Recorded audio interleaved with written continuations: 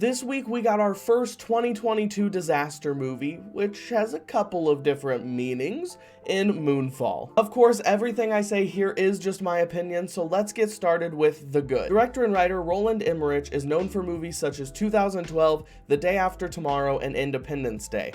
What do these movies all have in common? Destruction and disaster. If you're going to see this movie, I really hope you enjoy other disaster movies because this movie definitely delivers on that front. Every time I see a disaster movie, I can't help but be in awe at some of the spectacle and how far Hollywood has come with its CGI. To pair up with all that destruction, you have the likes of Patrick Wilson, Halle Berry, and John Bradley shaping up this main cast. And while all of the cast performed well, John Bradley really had the only character I found myself rooting for the entire time. He's an interesting, caring, smart, underdog type of character in this film, and he played it off so well. So big bravo for you, John Bradley. Now with that, we're gonna move right on to the bad. And unfortunately, the rest of this cast felt so wasted. Apart from John Bradley's character, every single person in this movie just felt so bland and uninteresting. And it's not that the writers didn't try and give us some sort of background, it's just that the backgrounds were very uninteresting and I didn't care at all. Like, the characterization in this movie feels like the writers made toast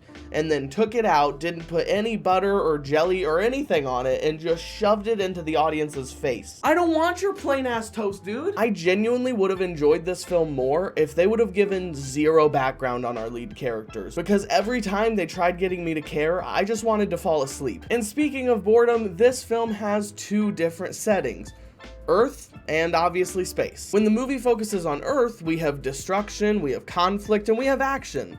But when we're in space, we have exposition, we have attempted relationship building, and we have sci-fi. Now, if you're like me going in to see this movie, you're probably expecting a majority of it to be explosions, tsunamis, and meteor strikes. And while you do get that, at least 60% of this movie is set on talking about or going to space, which I'll admit was quite boring to me. I'd rather sit and watch a CGI building explode any day over watching people float in space talking about some made-up science that I don't care about. But with that, let's move on to my final thoughts. Look, if you're just bored and really want to watch a disaster movie, I'm sure this movie would at least somewhat fill that gap in your life. Just understand going in that a bigger portion of this movie is about space and the science related to space than it is about action and disaster. Personally, this movie made me feel more tired leaving the theater than I was coming in. I wanted there to be more of the intense action scenes, but instead I was met with poor characterization and expository sci-fi world building. This film fits into two separate genres, disaster and sci-fi, and sometimes these two mix really well together. Sadly, Moonfall doesn't dive deep enough into either of these genres, and for me, that's what hurts it the most. I would consider most of Emmerich's films to be pretty average for me,